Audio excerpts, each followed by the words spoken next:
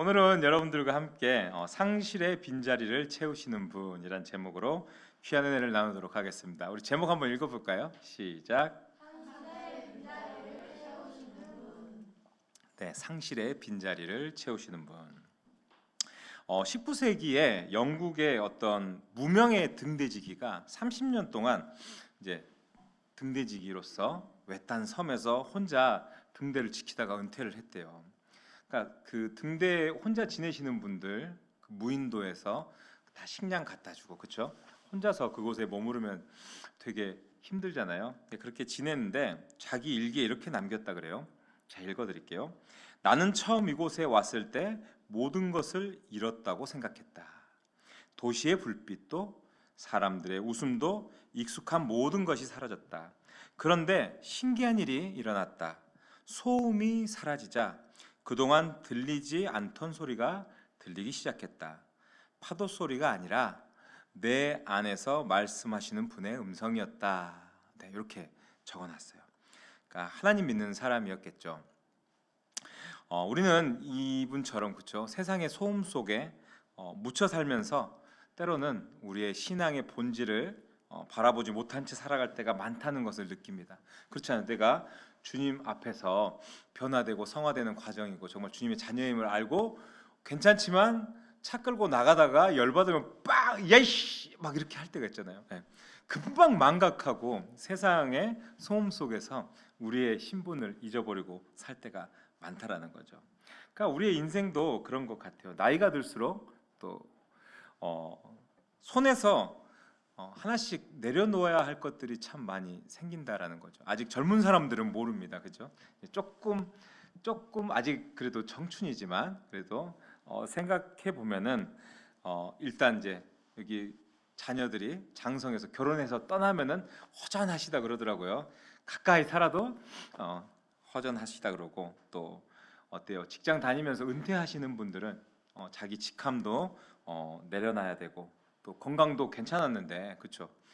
저도 왕년에는 잘 나갔는데 힘으로는 접은 적이 없는데, 예, 너무 연약해진 제 모습을 보면서, 보시기에는 뭐 목사님 별로 안 연약한데요 할 수도 있지만, 예, 약해진 제 모습을 보면서 제가 굉장히 슬픕니다.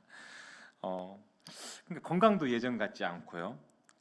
그렇게 살아갑니다. 그래서 우리가 그런 것들을 통틀어서 뭐라고 표현하냐면은 상실이다라는 말로 그렇게 이야기를 하고 있습니다. 그렇죠? 모든 걸 상실해 버렸다라고 이야기를 하죠. 근데 오늘 예수님께서 말씀 가운데 뭐라고 하시냐면요, 내가 떠나가는 것이 너희에게 유익이다라고 말씀하세요. 곁에 계신 예수님이 떠나가 버렸어요. 제자들은 그 상실감이 얼마나 클까요, 그죠? 근데 그런 제자들에게 내가 떠나가는 것이 오히려 너희에게 유익하다라고 말씀하고 계세요. 그러니까 상실이 오히려 유익이 된다는 말씀인데 잘 이해가 안 가는 이야기죠. 저도 그렇습니다. 아니, 왜 잃는 것이 유익입니까? 얻는 것이 더 유익이지. 맞잖아요. 근데 예수님은 그렇게 말씀하시는데, 그럼 어떻게 그게 가능해요? 라고 질문할 수가 있죠. 우리의 삶이요, 예수 그리스도를 상실하더라도 우리가 유익할 수 있는 이유는요, 바로 보혜사 성령님 때문이라는 겁니다. 네, 보혜사 성령님 때문에 오늘은 우리가 말씀을 통해서 우리의 상실의 빈자리를 채우시는 그 성령님의 사역들을 우리가 좀 살펴보면서요, 함께 은혜를 나눠보도록 하겠습니다. 네. 첫 번째로, 성령님은 떠남의 상실을 임재의 유익으로 바꾸시는 존재론적 위로자이라는 것을 우리가 기억해야 하겠습니다. 자, 깁니다. 같이 읽어보겠습니다. 시작.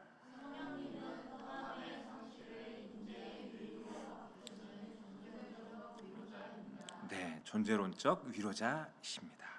자, 오늘 말씀 5절부터 7절까지 우리 같이 한번 읽어볼게요. 시작.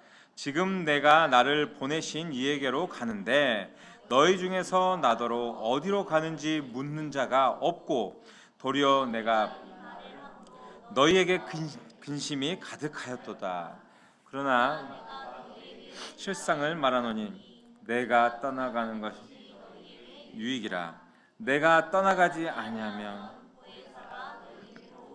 아니할 것이요, 가면 내가 그를 네, 아멘. 네. 예수님 제자들에게 아주 충격적인 말씀을 하세요. 내가 떠나가는 것이 너희에게 유익이다. 여러분, 예수님은요, 육체로 계신 예수님은, 그죠? 육체로 계신 예수님, 이 땅에 내려오신 육체로 계신 예수님은 어때요? 우리 인간하고 똑같습니다. 시간과 공간의 제약을 받습니다. 그렇죠? 여러분들이 여기 있으면은, 그죠? 저쪽에는 제가 있을 수가 없잖아요. 근데 그분이, 예수님이 떠나시고 보혜사 성령님이 오시면 그분은 어때요? 시간과 공간의 제약을 받지 않으세요. 시공을 초월합니다. 그래서 우리 속에도 거하시고, 우리 해인 전사님 속에도 거하시고, 우리 목사님 속에도 거하시고, 우리 성도님들 속에도 다 거하신다라는 거죠. 어느 자리, 어느 위치에 있든지. 그래서 영원히 함께 하시기 때문에 예수님께서는 그게 너희에게 유익이다라고 말씀하신 거예요. 종교개혁자 칼빈이 이 구절을 주석하면서 뭐라고 하냐면요, 그리스도께서 몸으로는 떠나시지만 성령 안에서 더 친밀하고 효과적인 임재를 제공하신다라고 이야기했어요. 네, 이해가 되십니까? 사실 나이가 들면요, 우리의 삶이 어때요? 떠나보냄의 연속이지 않습니까? 그죠?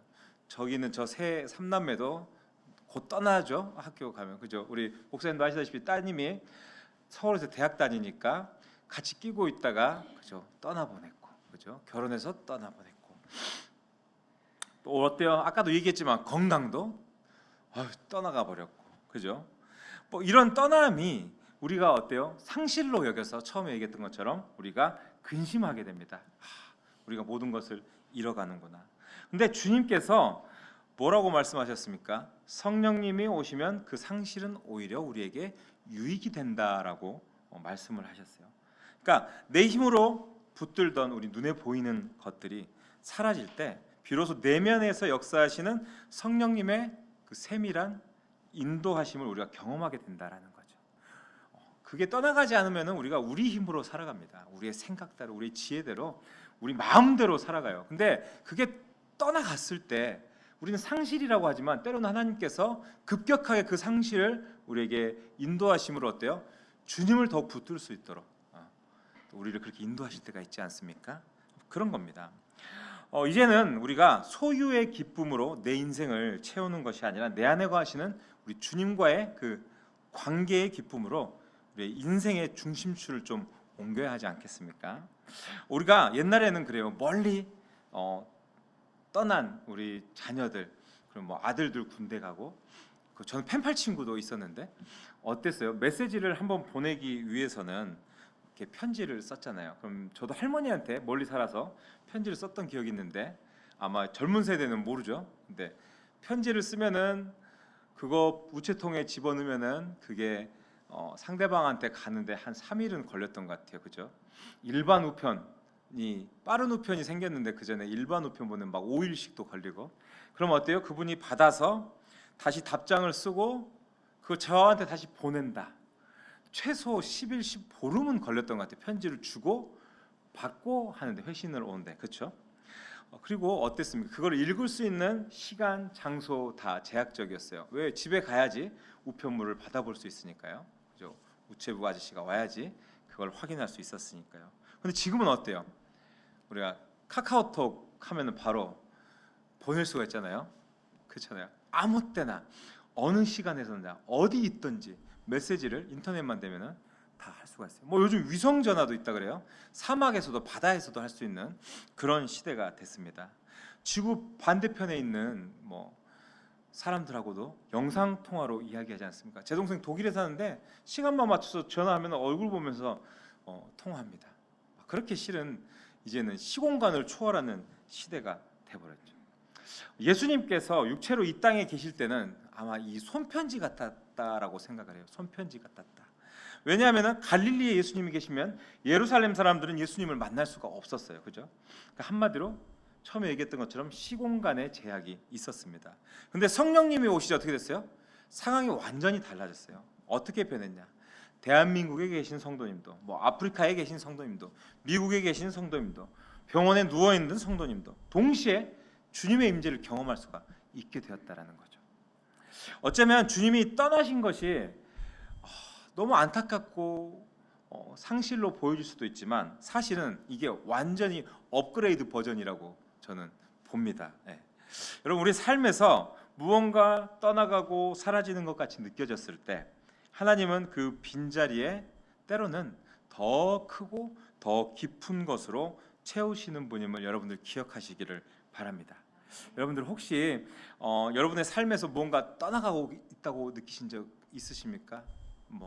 네, 마음속으로 대답하셔도 됩니다. 혹시 여러분들의 그 삶의 빈자리 앞에서 그런 마음이 들어요. 뭔가가 사라지고 또 내가 약해지고, 그렇죠? 내가 쓸모가 없어진 것이 아닐까, 그렇죠? 앞으로의 인생이 이제 시간이 점점 줄어드는데 막 두려움도 몰려오고요. 막 이런 생각이 드신다면은 주님께서 떠남이 너희에게 유익이라라고 하신 그 말씀을 기억하셨으면 좋겠습니다. 그래서 손편지가, 그죠, 우리 카카오톡 메신저처럼 업그레이드 된 것처럼 우리들에게 혹시라도 생겨난 빈자리가 있다면 그게 상실이라고 여기지 마시고 성령님이 더 깊이 들어오시는 공간이다라고 그렇게 기억하시면서 우리의 인생에 떠난 것들 굳이 붙잡으려고 하지 마시고요. 그 빈자리에서 우리 성령님의 음성에 귀 기울이시는 여러분이 될 수 있기를 축복합니다. 네, 그래서 주님, 나의 이 빈자리 성령님으로 채워주시고 또 성령님으로 충만하게 하시고 나의 영혼에 충만함으로 정말 나를 항상 은혜로 보듬어 주시옵소서. 이렇게 간절히 기도하며 그렇게 나아가실 수 있는, 하나님께서 채워주시는 역사를 경험할 수 있는 저와 여러분이 되시기를 다시 한번 주님의 이름으로 축복합니다. 네, 두 번째입니다. 두 번째, 성령님은 세상의 가치관을 뒤엎고 하늘의 정의를 선포하시는 거룩한 변호인이십니다. 우리 같이 읽어보겠습니다. 시작.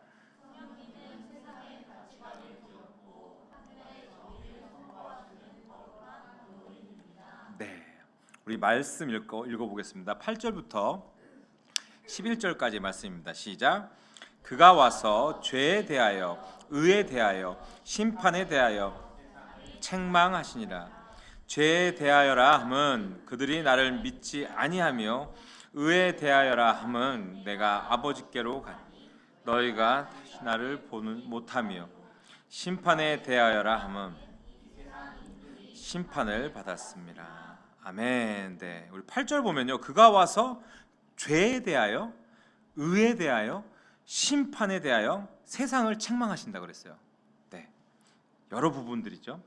여기서 책망하다라고 이야기를 하셨잖아요. 성령님이 책망하신다라고 하는 말은 그냥 꾸짖는다 이런 의미가 아니에요. 그 의미를 넘어서 고대 그리스 법정에서 사용하던 원래 헬라어 용어가 엘렌크세이라는 단어인데 무슨 의미냐면요, 진실을 백일하에 드러내다, 아니면은 증거를 들어 유죄 혹은 무죄를 입증하다라는 법정에서 쓰이던 그런 단어였습니다. 그래서 성령님께서 감정적으로 너 잘못했으니까 너 혼나 이렇게 책망하시는, 그냥 그 수준의 감정적인, 세상을 그렇게 감정적으로 나무라고 하시는 분이 아니라 냉철하게 법정에서 어떻습니까? 증거와, 그죠, 진실로 그 죄인들을 이게 맞다 아니다라고 입증하지 않습니까? 똑같습니다. 주님께서도 냉철한 증거와 또 진실로 세상의 거짓된 판결들, 거짓된 진리로 포장된 어떤 그런 메시지들, 그것들을 뒤집으시는 분이라는 거죠. 우리가 거짓 메시지에 많이 속고 또 그것을 진실이라고 여기며 살아갈 때가 참 많아요. 근데 이렇게 하신다라고 이야기를 하면서 그럼 성령님이 무엇을 뒤집으십니까? 라고 했을 때 뭐라고 했나요?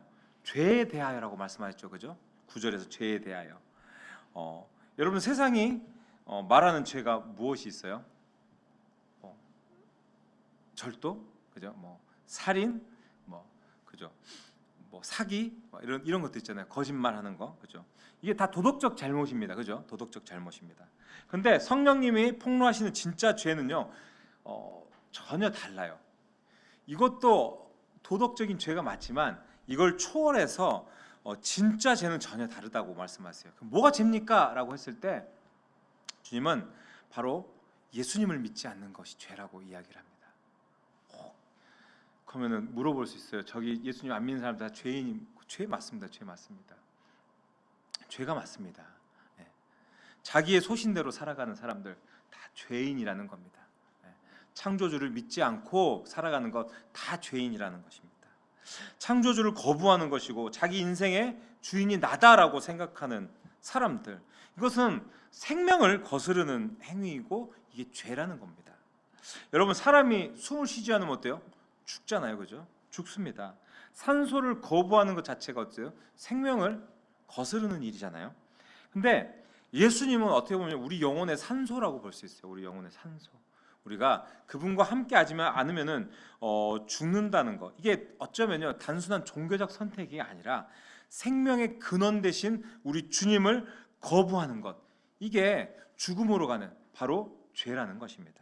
그래서 성령님은 바로 이 진실을 세상 앞에서 드러내셨던 겁니다. 다음으로 보면요 10절에서 의에 대하여라고 이야기를 해요. 의에 대하여. 예수님이 십자가에 달리셨을 때 세상의 판결은 무엇이었어요? 세상에서는 예수님 십자가에 달린 예수님, 그 사형수들을 단 틀에 묶어놓고 저 예수는 죄인이다, 하나님을 모독한 자다, 마땅히 죽어야 한다라고 해서 어떻게 해요? 사형을 집행했어요. 죽였어요. 예수님을 죽였어요. 근데 어때요? 세상 법정은 예수님께 유죄를 선고하고 예수님을 죽였지만 어떻게 부활하셨습니다. 그죠? 부활로 응답하셨습니다. 예수님이 하나님 아버지께로 올라가심으로 하나님께서 다시 살리셨어요. 그죠? 세상의 판결을 완전히 뒤집으셨어요. 너는 죄인이다라고 죽였지만 죽음으로 끝난 게 아니라 다시 살아나게 하셔서 너희가 잘못됐다라고 말씀하신 거죠. 이 사람은 의롭다, 예수는 의롭다라고 하나님께서 인정해 주시고 다시 부활하게 하시고 그렇게 증거하셨다라는 겁니다. 이게 하늘 법정에선 최종 판결인 겁니다. 성령님은 지금도 이 판결을 우리 마음에 새겨주세요. 그래서 세상이 예수 믿는 사람들 향해서 손가락질합니다. 요즘 더 많이 합니다. 네, 교회 다니는 사람들 막 욕하고 비판할 때가 너무나 많이 있습니다. 그런데 그럴 때 성령님은 하늘의 법정 판결문을 들고 오셔서 이래요. 이 사람은 그리스도 안에서 의롭다. 네, 이 사람은 그리스도 안에서 의롭다라고 이야기를 하시는 거죠. 전도 나가면은 막 욕하시는 분들이 있어요. 네, 막 뭐라고 비난하시는 분들도 있어요. 제가 처음에는 너무 힘들었어요. 전도하라고 왔는데 막 이렇게 생각보다 소심합니다. 제가 이렇게 전도지를 딱 드렸는데 전도지 드리면은 무시하고 탁 가버리세요. 탁 이렇게 하고 가실 때도 있어요. 그럼 마음이 막 엄청 불편해지고 상하는데 그렇지 않더라고요.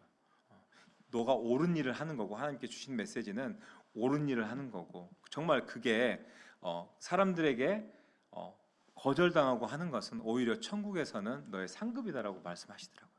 그러니까 하나님이 우리에게 말씀하시는 건 전혀 다르다라는 이야기인 거죠. 네. 세 번째는 11절에서 심판에 대하여라고 이야기합니다. 그러니까 심판에 대하여라고 함은 이 세상 임금이 심판을 받았음이라라고 하는 이 말씀에서 이 세상 임금은 사탄을 가리킵니다. 근데 여기서 중요한 게 여기 시제예요. 시제. 언제 그랬느냐? 심판을 받았다라고 어때요? 이미 완료된 과거에 끝나버렸다라는 것을 이야기하는 것입니다. 그래서 십자가에서 사탄은 이미 패배했다라는 거예요. 패배했다. 사탄은 패배했어요. 네. 주님께 패배했어요. 십자가에서 끝났어요. 이거는 완전히 끝났다라는 이야기입니다. 아직도 우리가 보면 세상에 사탄이 활개치고 다니는 것 같아요. 그죠? 그죠? 악하고 그죠? 근데 그것은 마치 사형 선고를 받지 않고도 아직 집행되지 않은 사형수 정도로 우리가 보면 될 것 같아요. 그러니까 결말은 이미 정해져 있는 거예요. 결말은 나와 있다라는 거죠. 성령님께서는 우리에게 이런 확신을 주십니다. 너희가 싸우는 이 삶에서의 전쟁, 세상의 악들과 부딪히는, 세상의 죄와 부딪히는 이 전쟁에서 그리스도를 믿는 너희들은 이미 승리한 사람들이다. 이 전쟁은 우리가 승리했다라고 말씀하고 계십니다. 우리가 세상에서 때로는 정한 그 성공의 잣대 앞에서 어때요? 막 우리가 초라하게 느껴져요. 우리 아들이 얘기하는 좋아하는 람보르기니 타고 막 포르쉐 타고 다니고 좋은 차 타고 다니고 그런 사람들 보면은 우리 차는 경차 고물차인데 막 이렇게 부끄러울 때가 있어요. 제가 제 아내랑 우리 둘째만 낳았을 때 차가 너무 고물차여가지고 그 차 가면요 택시기사 아저씨들이 불렀어요 저를. 그래서 저보고 아저씨 빨리 차 가지고 공업사 가보라는 거예요. 왜? 차에서 경운기 소리 난다고. 달달달달달달달 하니까. 근데 그게 부끄럽죠. 인간적으로는. 좋은 차 타고 싶고 세상의 성공 그런 거 봤을 때 내가 되게 초라해 보일 때도 있었어요. 우리 자녀들을 이렇게밖에 못 키우나. 근데 여러분들도 아마 이런 생각 느끼실 때 있지 않나요? 그래서 내가 더 열심히 돈도 벌고 열심히 일해야 되겠다라는 생각도 들고. 근데 우리가 잘못된 메시지가 이러다 보면 들어와요. 왜냐하면 세상에서 돈이 없고 내가 어떤 영향력이 없으면은 이것을 실패한 사람, 좀 약간 죄인처럼 여기게 되는, 이렇게 세상이 우리에게 이야기를 해요. 우리의 부모님들 가난했지만, 그죠? 또 우리 자식들 잘 키우기 위해서 옛날 세대 부모님들은 그때는 다 가난했기 때문에 그게 죄거나 부끄럽다고 여기지 않았던 시대가 있었어요. 그죠? 네. 근데 지금은 바뀌었어요. 세상의 관점이 바뀌면서 그것을 죄인 것처럼 실패한 것처럼 그렇게 여기게 할 때가 있다는. 근데 우리가 거기에 속으면 안 된다는 거예요. 성령님 우리 안에서 외치십니다. 진짜 죄는 그런 것들이 죄가 아니다. 진짜 죄는 주님 의지하지 않는 것이 죄다. 진짜 의는 주님과 함께하는 삶이 진짜 의다라고 말씀하세요. 아멘. 네. 저는 저와 여러분이 세상의 어떤 풍조, 세상의 여론, 세상의 관점에 의해서 우리가 휘둘리지 않고 정말 하늘 법정의 그 변호사라고 할 수 있는 우리 주님께서 당장 우리의 정당성, 그리스도의 자녀임을, 천국 백성임을 보장해주는 그것을 기억하며 살아갈 수 있기를 축복합니다. 네, 1940년대 제가 지난주에 되겠는데 주기철 목사님 제가 이야기했죠. 이분이 고문을 많이 당했어요. 특별히 고문을 당하고 취조당하고 그러다 돌아가셨는데 경찰들이 물어보는 것 중에 하나가 이제 신사참배에 관련된 거였어요. 너가 천황폐하가 주냐, 하나님이 주냐라고 물어봤을 때 그 한마디에 목숨이 달려 있는 거예요. 고통받고 아시잖아요. 일제시대 때 얼마나 고통받았는지. 근데 그분이 그냥 천황이 주입니다라고 한마디만 하면은 그냥 살아날 수 있는, 바로 풀려날 수 있는 건데, 그죠? 목숨을 달린 그 상황 가운데 기다리는 아내도 있고 자녀들도 있고 하는데 그렇게 하지 않았어요. 예수님만이 나의 주인이십니다. 그랬을 때 어때요? 결국에 그냥 그분은 이제 해방을 한 해 앞두고 1944년에 옥중에서 순교하셨어요.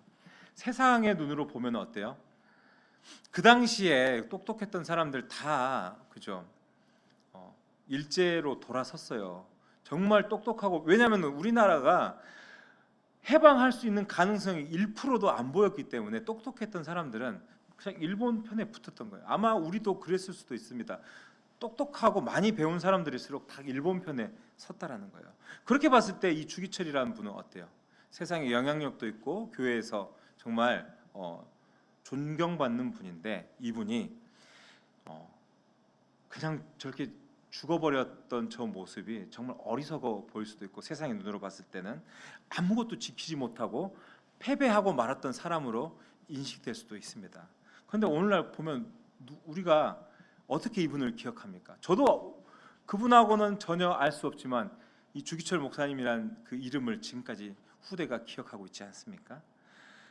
그 주기철 목사님 신문하던 경찰 이름 기억할까요? 기억 못해요. 아무도 모릅니다. 그러나 주기철 목사님의 이름은 한국 교회 역사에 이렇게 영원히 새겨져 있어요.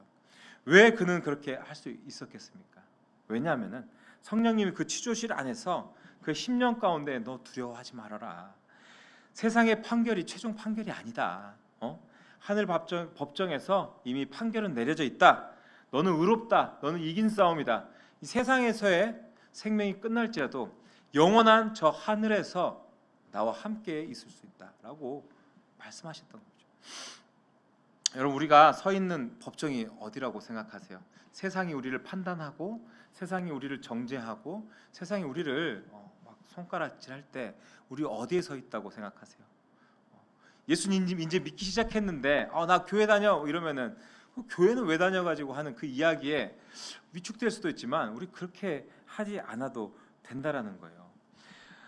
세상에서 당신은 왜 이 나이에 이것밖에 못했냐, 당신 자녀들은 왜 그것밖에 못하고 사느냐, 당신은 왜 그렇게 많이 벌지 못하고 이렇게 살아가느냐, 이런 얘기 할 때, 그렇게 정죄할 때 우리가 실패자라고 생각할 필요가 없는 거예요. 성령님은 우리 안에서 너희는 그리스도 안에서 의롭고 이미 승리한 자다라고 우리에게 말씀하십니다.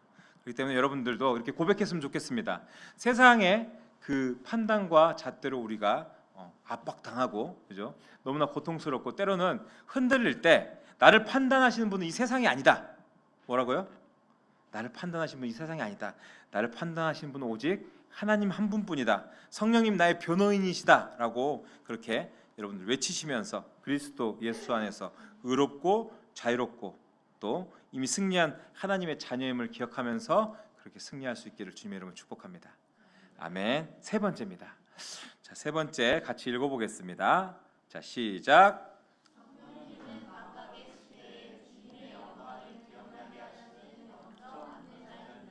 아멘. 네, 우리 12절부터 15절까지 같이 읽어보겠습니다. 시작.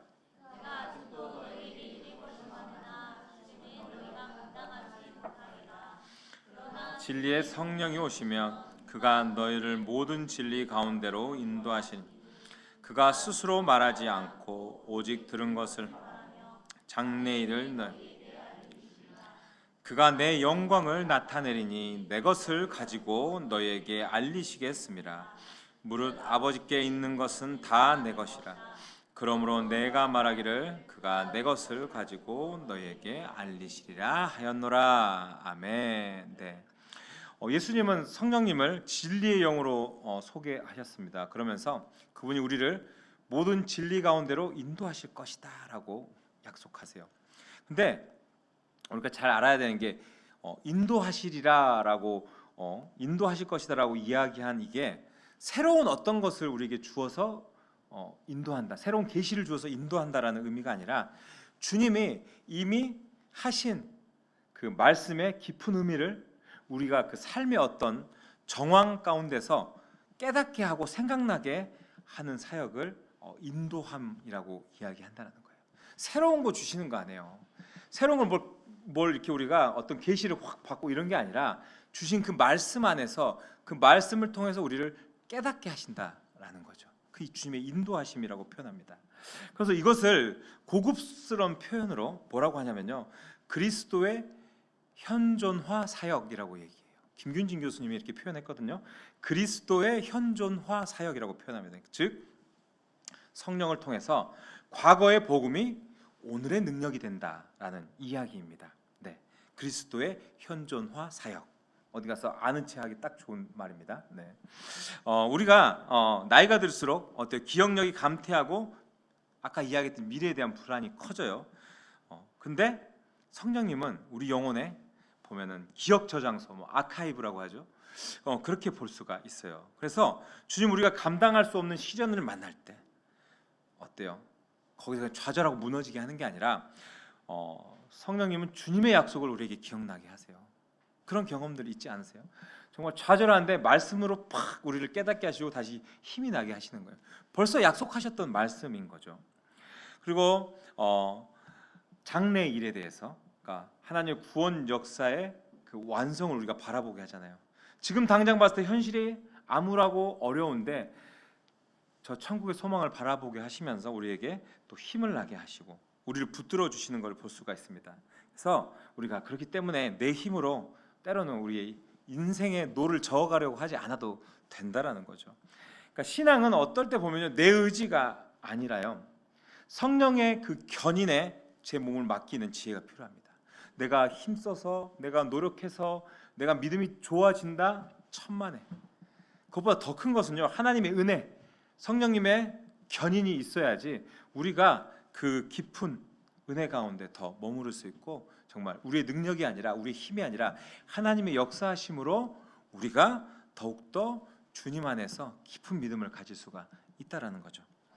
여러분 한번 여쭤볼게요. 혹시 말씀 들으면서 이런 생각하시는 분도 있지 않을까 싶어요. 왜냐하면은 내가 예전에는 예수님 너무 뜨겁게 믿었고 정말 불 붙었는데 요즘은 좀 믿음이 식은 것 같아.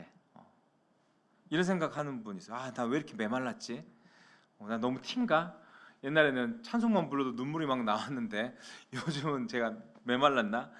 젊을 때는 정말 하나님이 살아계신 거 느껴서 내가 정말 열심히 사역하고 일했는데 요즘은 주님이 내 곁에 안 계시는 것 같네.